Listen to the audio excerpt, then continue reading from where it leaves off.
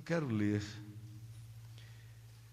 e peço que vocês vejam primeiro em Mateus 25, de 1 a 13, a parábola daquelas virgens.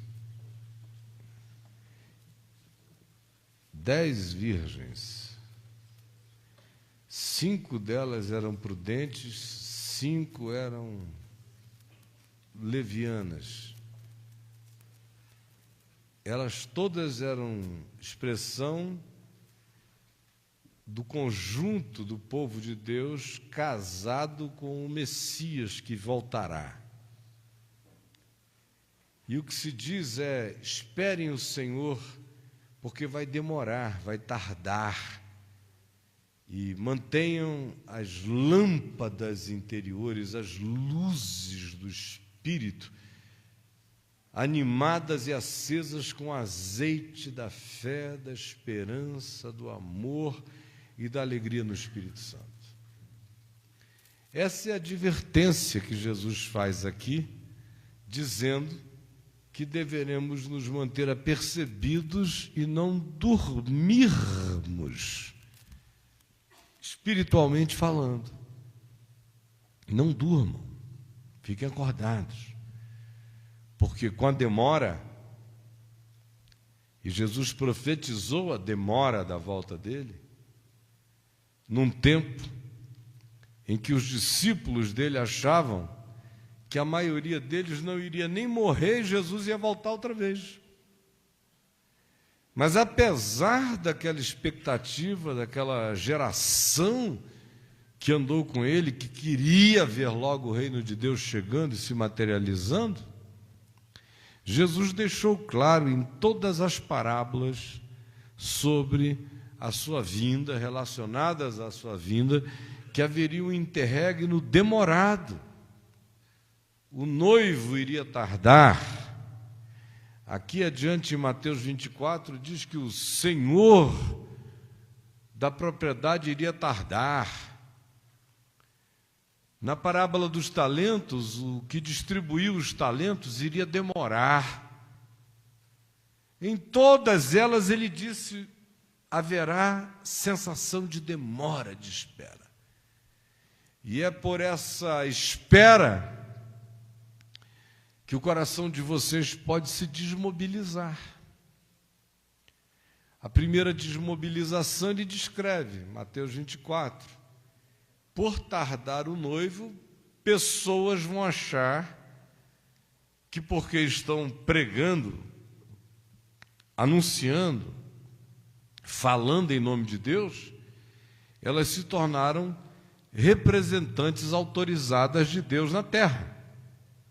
E depois de um tempo vão se sentir donas do povo de Deus, da igreja de Deus, vão começar a abusar, maltratar, roubar, enganar e tudo que a gente vê acontecendo.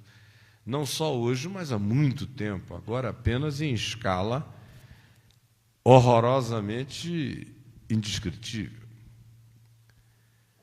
Outra reação que essa demora iria causar era daquelas virgens que dormiriam, que perderiam a chama. A outra é aquele cara do talento, que porque o Senhor demora, ele enterra. E há uma quantidade grande de outras afirmações, em parábolas aqui mesmo em Mateus, antes do capítulo 24, em Marcos, em Lucas, todas afirmando que em relação à volta do Senhor haveria um hiato que, para a percepção histórica dos humanos, pareceria algo demorado. Ora, aqui na parábola das virgens, essa atitude existencial ante a espera é descrita como algo que pode fazer dormir. E diz, efetivamente, que todas as virgens dormiram. Ninguém conseguiu ficar acordado na demora. Houve um momento em que a desesperança, que o sono existencial, que o cansaço se abateu sobre todo mundo. A única diferença é que 5 dessas virgens, apesar de dormirem, elas carregavam reserva de azeite, de chama, de fogo, de fé, de esperança e de amor. Porque, psicologicamente falando, cada um de nós aqui tem o potencial, mesmo amando o Senhor com sinceridade, de cansar e de dormir e se desmobilizar e desistir e se desempolgar.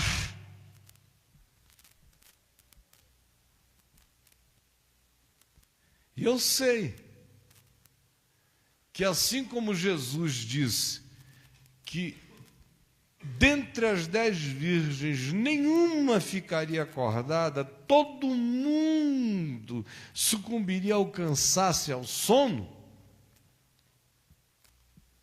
eu também sei que justamente por causa disso, esse é um fenômeno comum aqui. Não é a primeira vez. Já houve, nesses 2000 anos, momentos na história da fé e do povo de Deus em que a esperança efetiva de que os céus vão se abrir e aparecerá o Filho do Homem com poder e grande glória. E a respeito disso se diz: consolai-vos uns aos outros com essas palavras. Animai-vos com essa convicção. Mas, apesar disso, no passado houve momentos em que gerações inteiras adormeceram.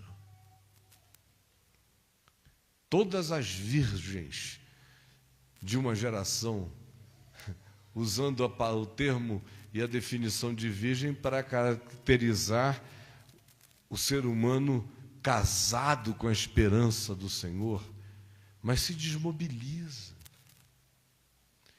E nesse tempo que nós estamos vivendo, a desmobilização dessa esperança já se tornou praticamente total, gente boa de Deus.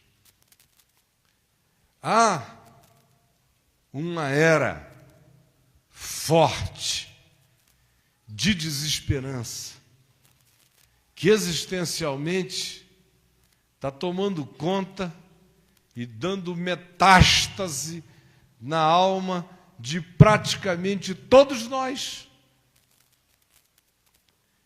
Os mais intensos em fé, em consciência, em maturidade espiritual, ainda assim, eu vejo que estão vivendo o estado de sonolência, se não já de dormência, apesar de que você olha e diz: eu sei que no coração ele ou ela carregam essa esperança, mas o cansaço da espera, a decepção daqueles que fazem parte da cenografia dessa espera, os escândalos que desanimam a alma, mergulham muitas vezes o indivíduo nessa desistência existencial, embora no coração ele carregue um latejamento dessa esperança sutil, mas na alma ele já nem a percebe mais como motivação para ser, viver, existir, servir, se santificar, pregar, amar. Ter um ideal para além da grana e da sobrevivência imediata. Separar vida e tempo para dedicar-se àquilo que na consciência a gente chama de valor e privilégio da proclamação do Evangelho. Tudo isso vai sumindo, sem que a gente perceba, muito gradativamente e pervasivamente. É interessante que tudo isso que eu lhes falei aqui em Mateus 24, 25, por exemplo, aproximadamente 30 anos depois de Jesus ter dito essas palavras, no máximo 35 anos depois, se tanto, olha o que Paulo escreveu aos Tessalonicenses, no capítulo 1,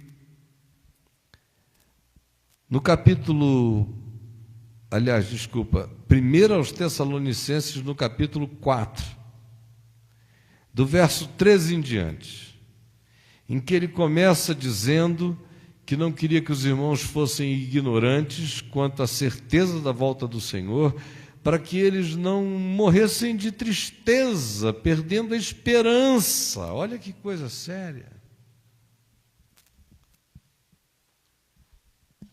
Você acredita, sinceramente, que Paulo falou da parte de Deus movido pelo Espírito Santo?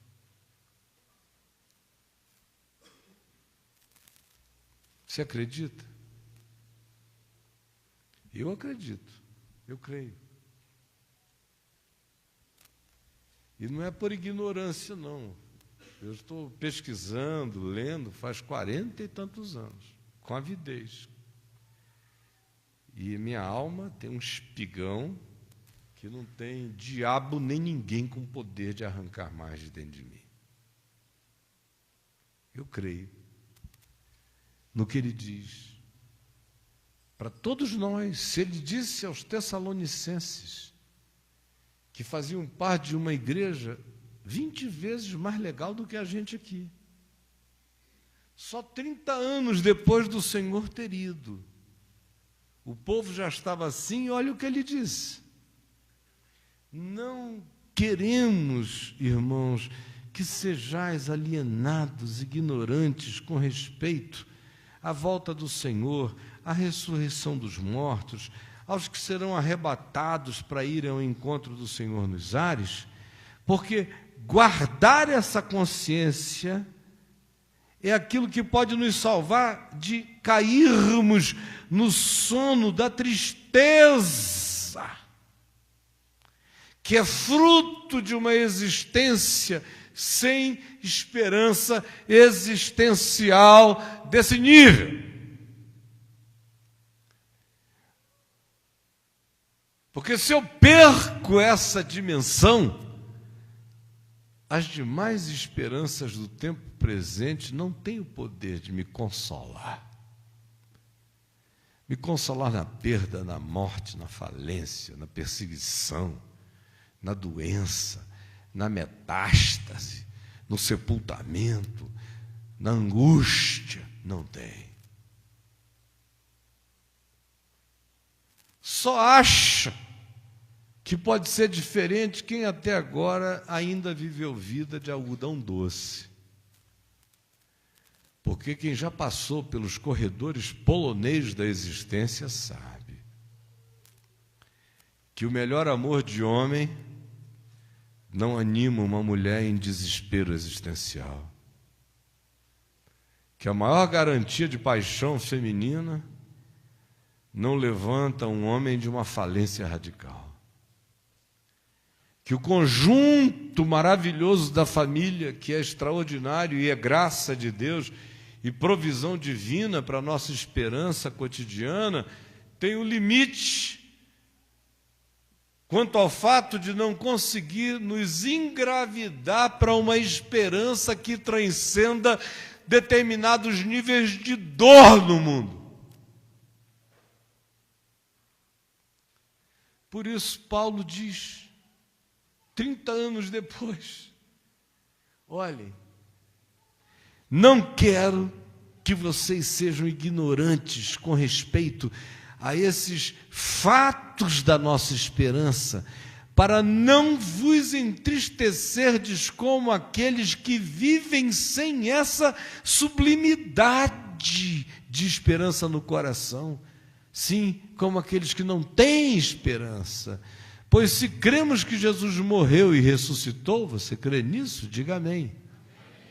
Assim também assim também nós cremos que Deus, mediante Jesus, trará juntamente em sua companhia todos os que tiverem morrido, que serão ressuscitados, e todos os vivos que serão arrebatados. Ora, ainda vos declaramos por palavra do Senhor isto. Você crê? Veja se crê.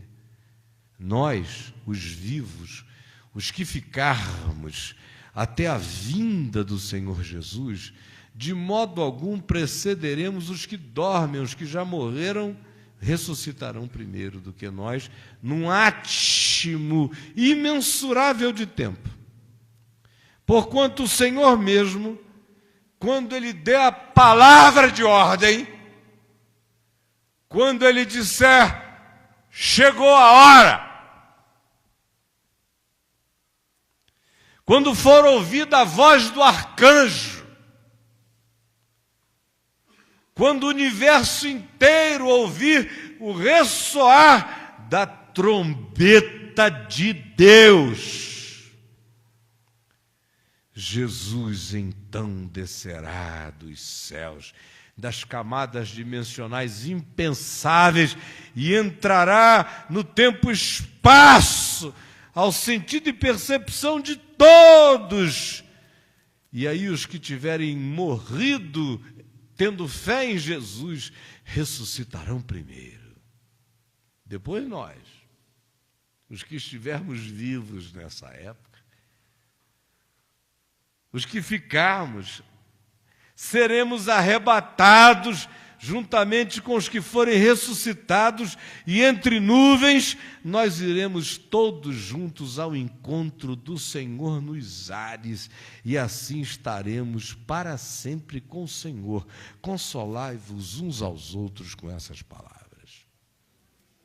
É muito doido, não é não? Isso não tem nada a ver com OVNI, não. Com abdução, com ET, não. Eu creio, olhem bem para mim aqui, para vocês nunca mais acharem que eu sou um cara sóbrio, do ponto de vista do que as racionalidades científicas e intelectivas declaram como sobriedade. Vejam o nível da minha loucura. Eu creio, mas creio até onde vocês não podem imaginar, que os céus vão se rasgar e o Senhor vai voltar e todo olho verá. Eu creio que todos os que morreram com esperança, pode ser a esperança de que Jesus ia voltar, e aqueles que morreram sem saber de Jesus, mas que tinham esperança que o amor de Deus iria solucionar a catástrofe humana.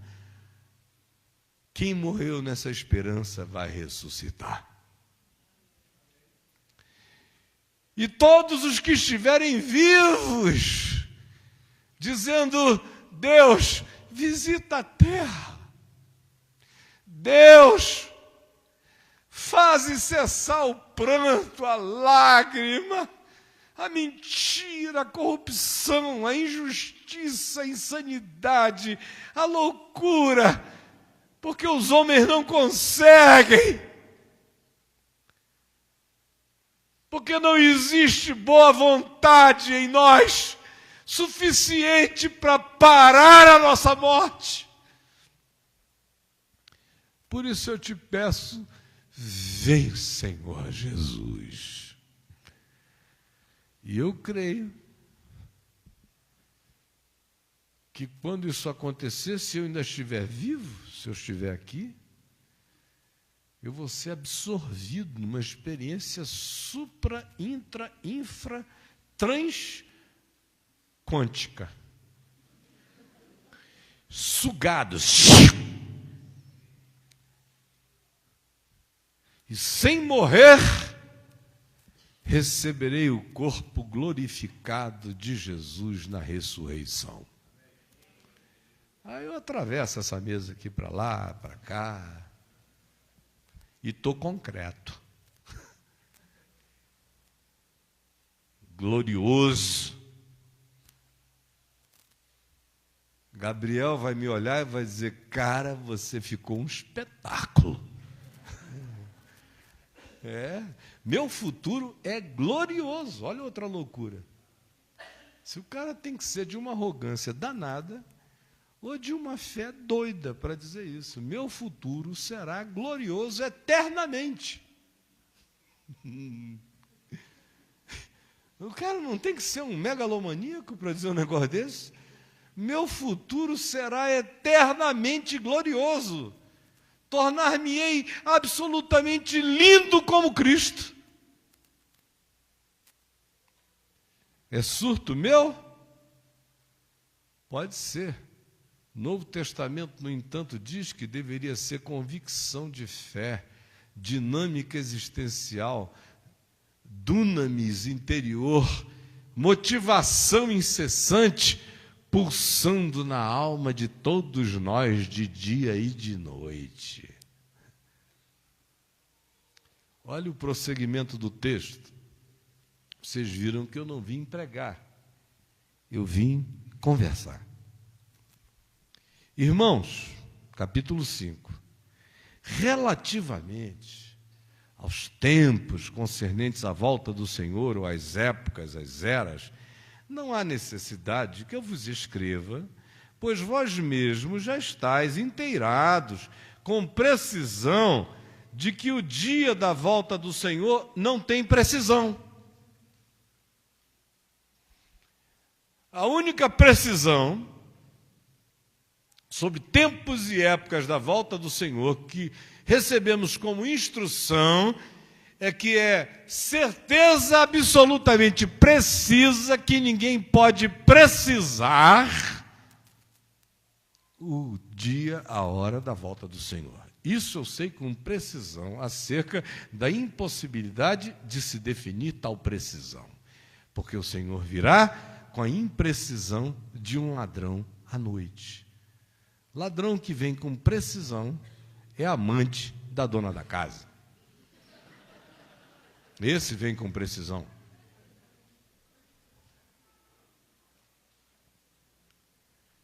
Mas vós, irmãos, verso 4, mas vós não estáis em trevas. Tem certeza? Vós, irmãos, não estáis em trevas para que esse dia como ladrão vos apanhe de surpresa, de bobeira, dormindo como a virgem apagada. Vocês não estão andando na escuridão. Olha a luz do Evangelho iluminando a consciência de vocês, para manter vocês atentos, vivos. Porquanto vós todos, prestem atenção, eu creio que o que Paulo está dizendo é absolutamente palavra de Deus para mim e para você. Preste atenção. Porquanto vós todos sois filhos da luz. Filhos da luz. Filhos do dia.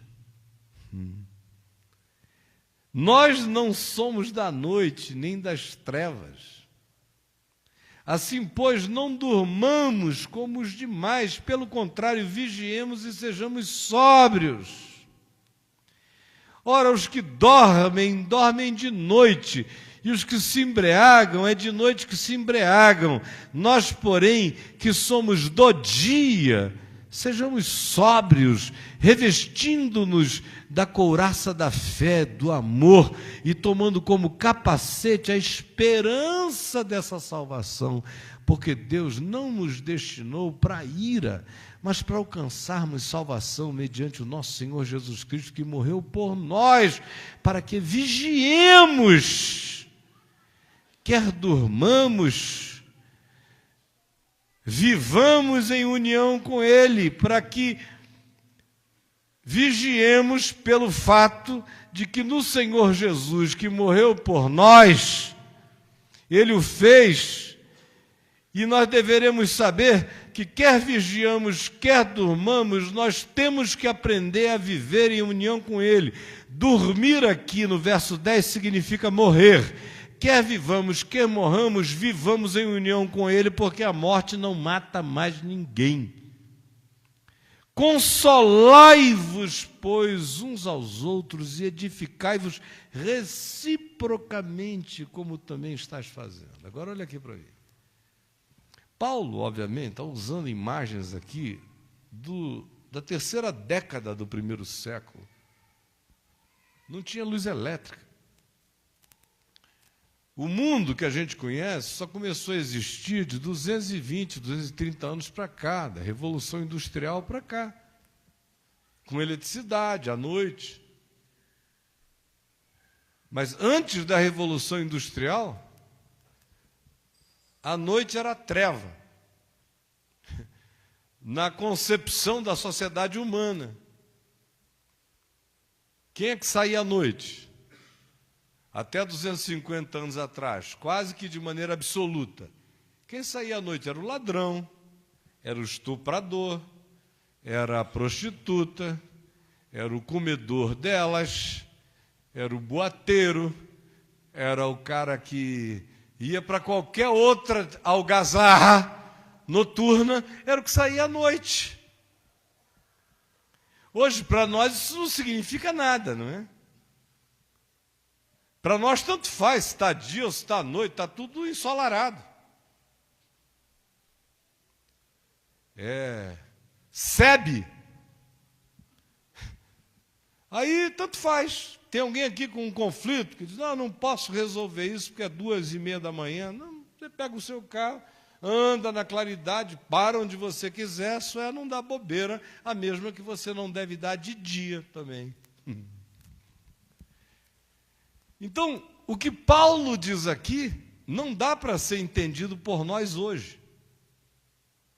Por nós hoje, com toda essa mudança cultural dos últimos 250 anos, a gente vê isso aqui, parece que Paulo é um cara que não gosta de quem dorme tarde, ou de quem sofre de insônia, está em pecado.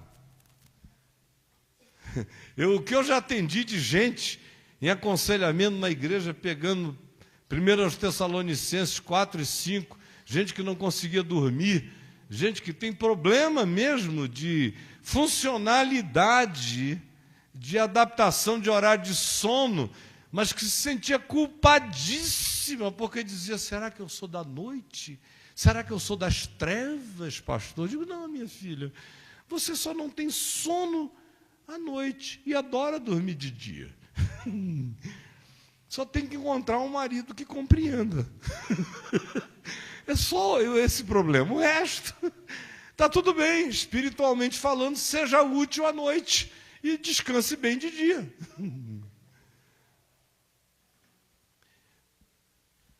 Então, o que Paulo está dizendo? Senão que nós somos pessoas que não podemos esquecer o exemplo daquelas virgens que dormiram à noite. Porque o sono vem para todo mundo. Só que nós não somos desses que têm a atitude da sombra, é o que ele está dizendo. Quando diz somos do dia, não da noite, não das trevas, ele está dizendo somos da luz, seja sob a luz do sol, seja sob a luz da lua. Nós somos gente, filhos da luz do Cordeiro, do Evangelho. É só isso que ele está dizendo, ele não define um momento do dia, ele define, é uma atitude existencial de dia e de noite para sempre. Não durma.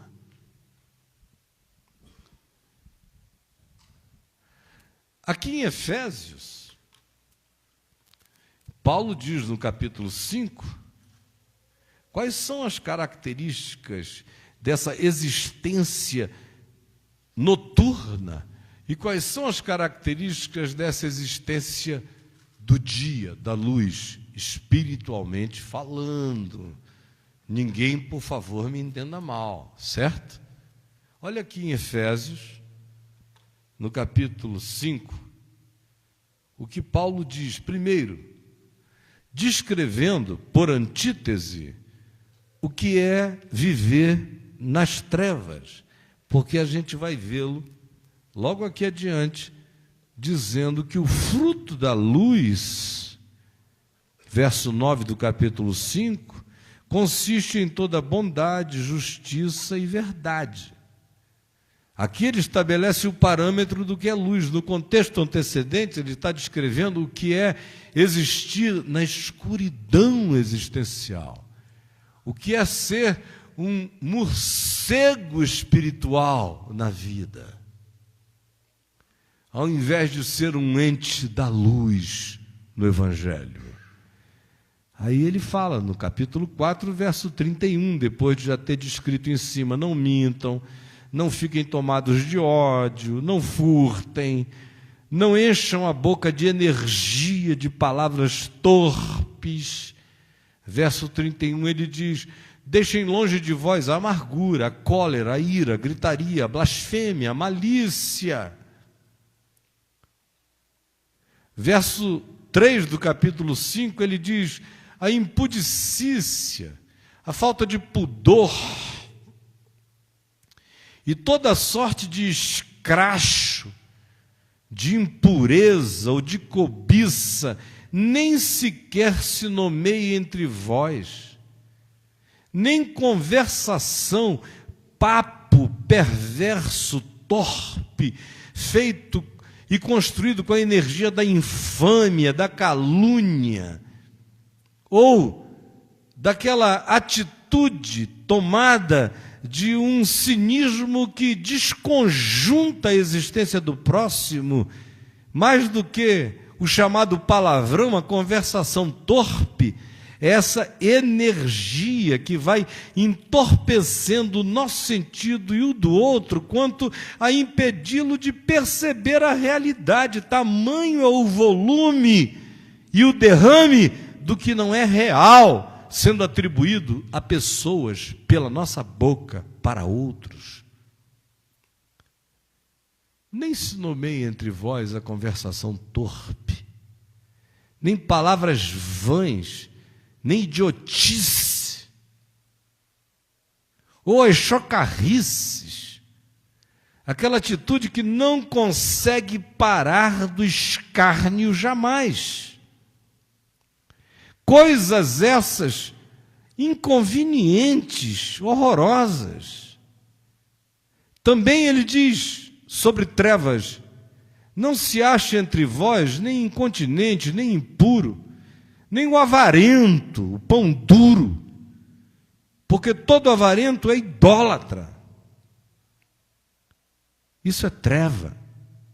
Portanto, ele diz no verso 7, não sejais participantes com eles.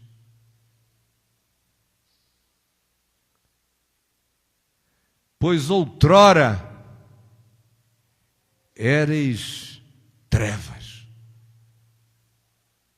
quando vivieis assim, se é que deixastes de assim viver. Outrora éreis trevas, porém agora sois luz no Senhor. Andai, pois, como filhos da luz. Como é que anda um filho da luz? Ele não é só a antítese dessas outras coisas negativas, ele tem uma existência propositiva, positiva. Como andam os filhos da luz?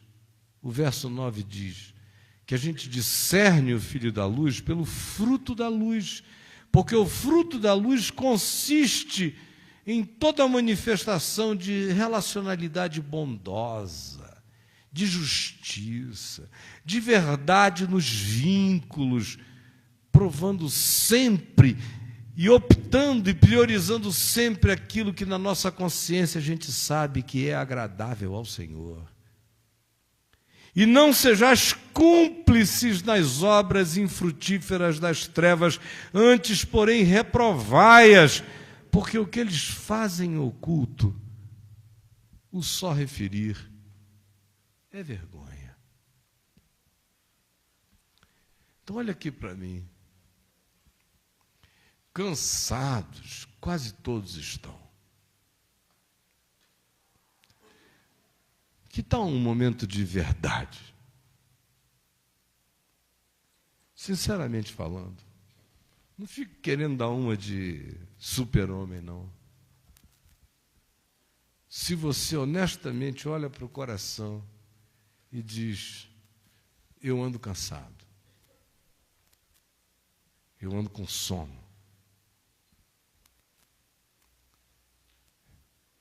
eu ando sem esperança, eu ando desanimado. Dizer isso, Jesus disse que não é uma anomalia, considerando o fato de que todas as virgens ficaram cansadas, dormiram e sucumbiram. 5 não se recuperaram, porque não tinham chama de fé, esperança e amor latentes no coração. Mas todos cansaram. E aqui entre nós a maioria está cansada. Só não está cansado quem está tão alienado que até hoje nem pensou no assunto e ainda está vivendo assim como uma água viva, motivada por grana, mulher bonita, homem gostoso, carro legal. Enquanto está palhaçadamente alienado, não tem nem tempo de se cansar, porque é só um boneco de propulsões de vaidade e tolice. Mas quem quer que tenha botado o pé no chão da realidade, olhado em volta,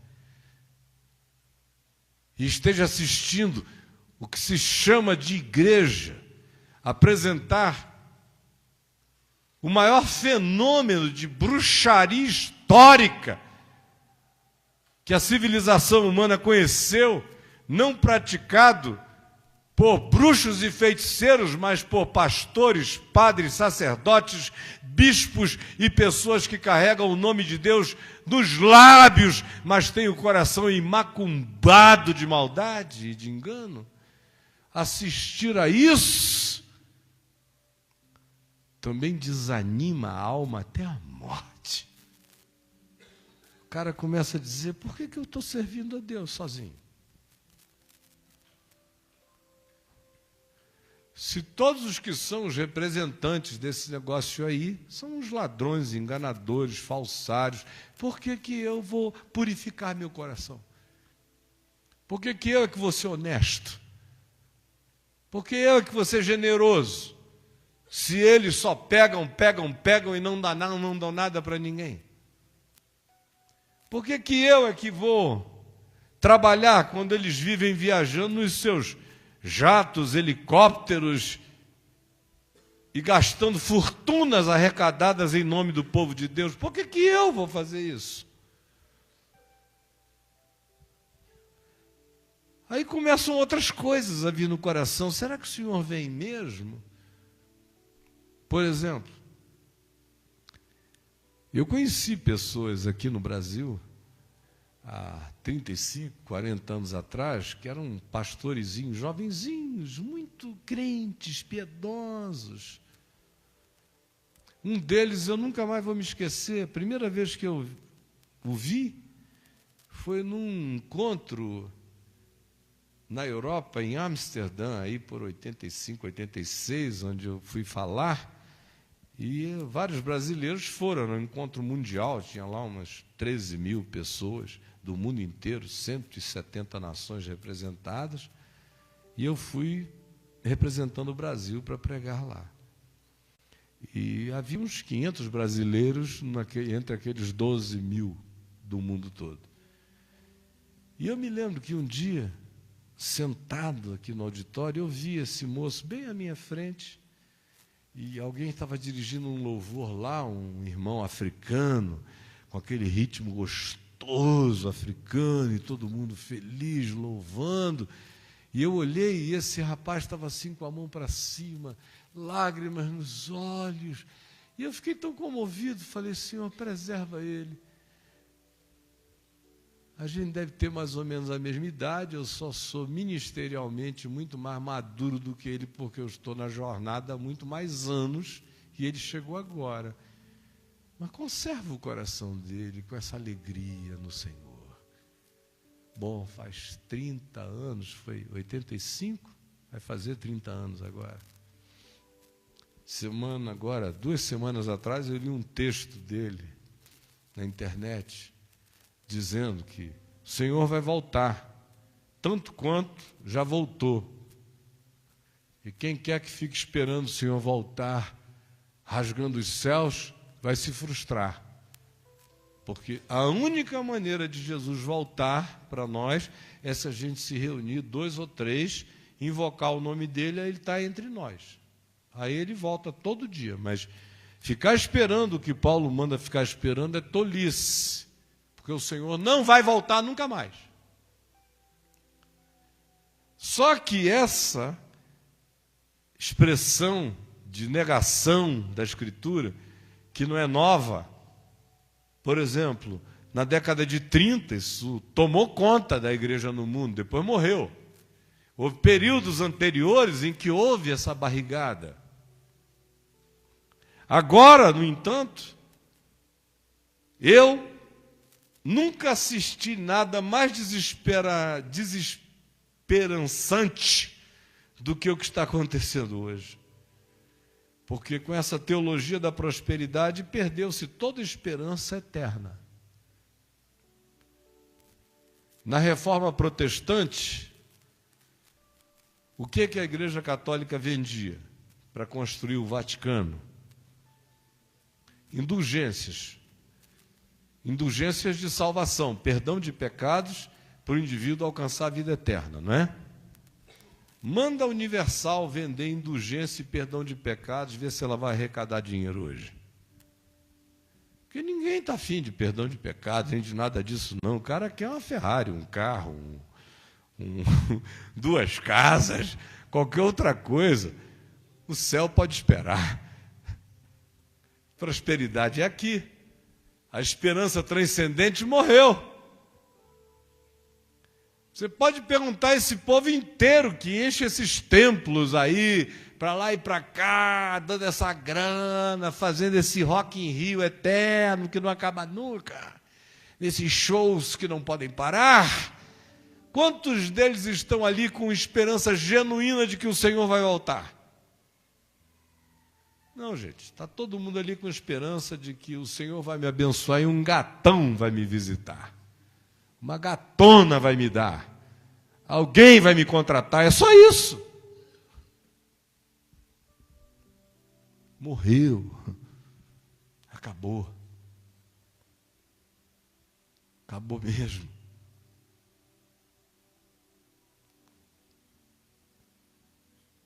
E nós estamos aqui. E temos que decidir. Na linguagem de Paulo, sem nenhum preconceito moral relacionado a treva, luz, dia e noite, apenas compreendendo conforme eu expliquei a vocês que era o sentido original, a gente tem que decidir hoje aqui se a gente é do dia ou a gente é da noite. Porque cansar, eu canso, você cansa, todo mundo cansa. Desistir, jamais. Dar uma dormida, passar uns meses de bobeira, assim, pode acontecer. Mas na hora em que você ouvir a voz, dizendo: ei, Caio, sou eu, teu marido. Olhem aqui para mim, tem um macho aqui que nenhum de vocês gostaria de encarar ali fora. Porque eu sou doido de macho. Mas eu sou casado com Jesus. Não sou mulherzinha, sou esposa de Deus.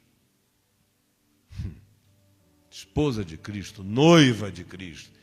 Todo macho que é macho, que crê em Jesus é noiva de Cristo. Toda mulher que é mulher, bem casada, é noiva de Cristo.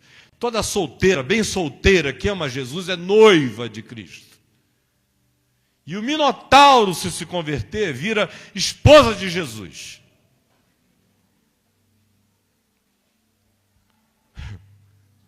Dá para entender a relação?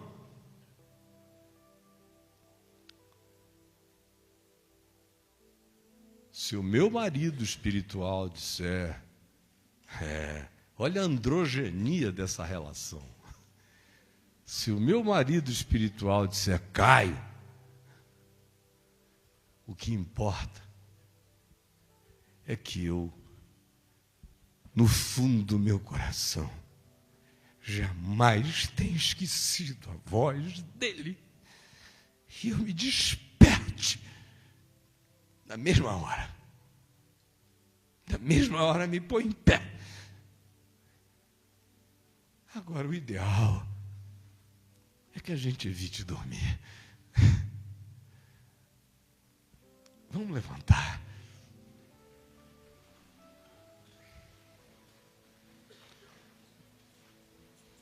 Quer evitar o sono? Mantenha a palavra viva. Leia, medite, deixe ela circular na sua corrente sanguínea espiritual. Sabe, não fique sofisticado. Pelo amor de Deus, não fique sofisticado. Eu faço tudo para não me sofisticar. Olha, eu tenho uma tendência a virar o sofisticado dos sofisticados. Mas eu tenho horror de sofisticação. Porque aviada a alma, desculpe a expressão, mesmo. Então a minha oração diante de Deus é, Senhor, deixa eu gostar de cantar até o fim da minha vida. Eu só confio no Senhor, que não vai falhar a tua graça. Eu não sei muitos hinos, mas esses que eu aprendi, garoto, eu canto todo dia baixinho. Ontem alguém me flagrou lá em casa, não sei nem o que eu estava fazendo, eu estava num canto lá cantando, assim, sozinho, no jardim. Aí a pessoa chegou e falou assim, está fazendo um culto solitário? Eu falei, mas não é solitário não, eu estou aqui, é assim que vai mesmo, é gostoso. A música não é bonita, mas na minha alma ela é linda. Essas coisinhas que a sofisticação vão tirando da gente são o diabo, gente. Não deixe de cantar sozinho. Não deixe de orar sozinho. Não deixe de fazer o bem solitário, porque é Ele que anima a sua vida para ser gente. Com testemunha ou sem testemunha, a prática daquele bem que ninguém vê é o que faz de você um homem acordado. Entendeu? E quanto aqui, ninguém é salvo por frequentar nenhum lugar, isso é mentira da religião.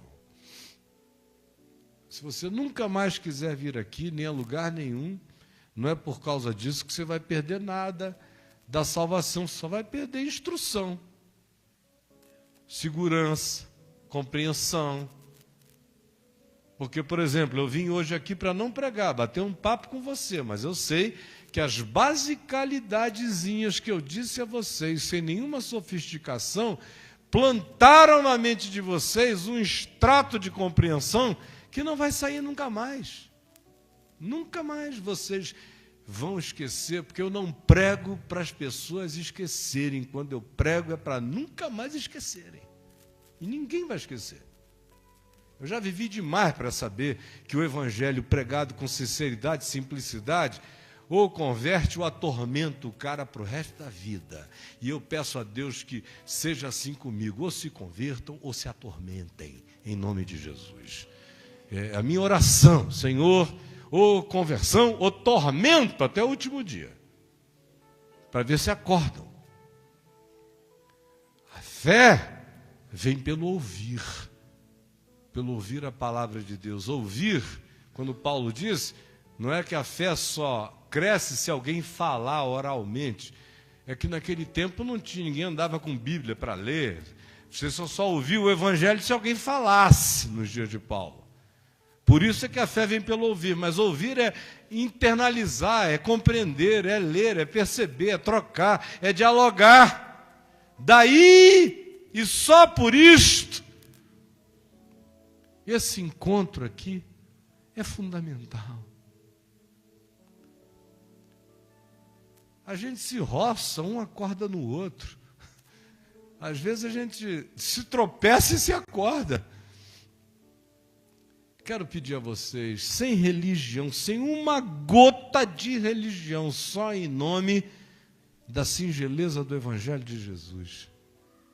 Irmãos, não faltem. Não faltem. Não é porque o devorador vai comer o teu dinheiro, não. Não é porque você vai ficar doente de câncer, nem nada disso. Não tem maldição, só tem bênção. Não falte com medo por causa de maldição. Não falte é por causa da alegria, da bênção que você vai receber. Me responda uma coisa com honestidade, se você quiser, se a negação do que eu estou dizendo seja, não tem problema. Tem alguém que entrou aqui e que vai sair por aquela porta ali, dizendo, a minha vinda aqui foi totalmente inútil. Me diga, porque eu quero ter o prazer de te encontrar e de você me dizer em que eu posso te ajudar. Tem alguém para quem essa vinda aqui foi totalmente inútil? Ou essa vinda aqui foi útil para você? Se foi, pelo amor de Deus, 1% de pentecostalidade faz bem. Sim, um amém, um aleluia, é sim, glória a Deus, lá, lá, lá. Pelo amor de Deus, fale. Amém? Fez bem? Fez ou não fez? Quando foi que você veio aqui ao caminho da graça, foi embora e disse, meu Deus, que porcaria. Fui lá ouvir besteira, me exploraram, me roubaram, me enganaram, me satanearam. Não volto nunca mais lá. Não, você pode ter feito isso por razões outras. Estava namorando um garotão aqui. Depois cai tudo lá em mim. Namorando o garotão aqui, o cara rodou uma régua, passou um traço, aí depois disse não dá, ela se deprime, se angustia, diz não vou mais ao caminho da graça. Digo, mas minha filha, o caminho da graça não te pegou. Ninguém te pegou, ninguém te aconselhou, ninguém disse vai, ninguém disse dá, ninguém disse tem toda a nossa recomendação, nada. Seja mulher, caia em si, você fez porque quis, agora aprenda, entra lá, como gente grande, fica num canto, ele fica no outro, para de ficar idiotada, ou idiotado, vira gente. Mas não vem com esse negócio de dizer, não vou mais lá, porque o cara me pegou, não ficou comigo, então eu vou punir Deus, o caminho da graça, a minha própria alma, e não irei. Aí eu tenho que dizer, amada idiota, não faça isso contra a sua vida. Que é só o que eu ouço. Quando eu vejo gente dizendo, não estou mais indo lá, os argumentos são esses. Nunca vi ninguém dizer, não vou mais lá não, porque o Caio mente, engana, rouba a gente, pega o dinheiro do caminho, fica ouvindo fofoca, o Chico está passando fome, tem lá um abuso, tem um grupo privilegiado. Aqui apareça diabo em qualquer lugar, Satanás, capiroto, espírito maligno, está já com a boca fechada, porque essa vantagem jamais terão entre nós, em nome de Jesus. Então, mano, se você se chocar, vai ser com você mesmo, porque o compromisso é, aqui não tem nenhum super-homem, mas tem gente sincera. E no dia que eu pecar, eu vou chegar aqui e vou dizer, me perdoem, irmãos, eu transgredi. porque eu não tenho nenhum problema de admitir meu erro, equívoco ou transgressão. Eu não posso viver em engano nem em mentira, nem com você, nem comigo, nem com ninguém. Então, por favor, não desapareçam. Coloquem isso como prioridade. E vamos crescer juntos na fé. Vocês estão sempre acostumados a me ouvir pregar, estimulando decisões existenciais para o cotidiano. Hoje eu vim aqui da maneira mais pastoral possível, como um pai com saudade de filhos e vendo filhos ficando assim distantes, porque os filhos da gente se distanciam também se a gente não tomar cuidado. É uma coisa, é outra, é um novo amigo, é uma nova amiga, são coisas. Daqui a pouco você vê seu filho está assim, há um mês que você quase não conversa com ele. Preste atenção. Nós somos do dia, nós somos da noite, e nós temos prazer em nos reunir em torno da bondade, da justiça e da verdade. Em nome de Jesus. Vamos orar? Pegue na mão aí de quem está ao seu lado. Jesus, tu sabes que eu vim aqui falar daquele mesmo espírito que eu creio quando Paulo ou Pedro visitavam grupos de irmãos.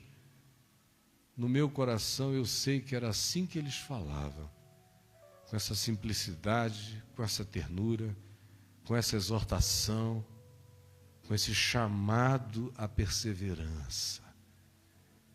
Eu peço que tu tenhas iluminado todos aqui, que os que estavam cansados tenham sido renovados, que os que estavam sonolentos tenham sido acordados, que os que estavam desenergizados tenham sido chacoalhados para a vida. Por favor, não deixa ninguém voltar sem o eco perpétuo do Evangelho na mente e no coração. É o que eu te peço, em nome de Jesus. Amém.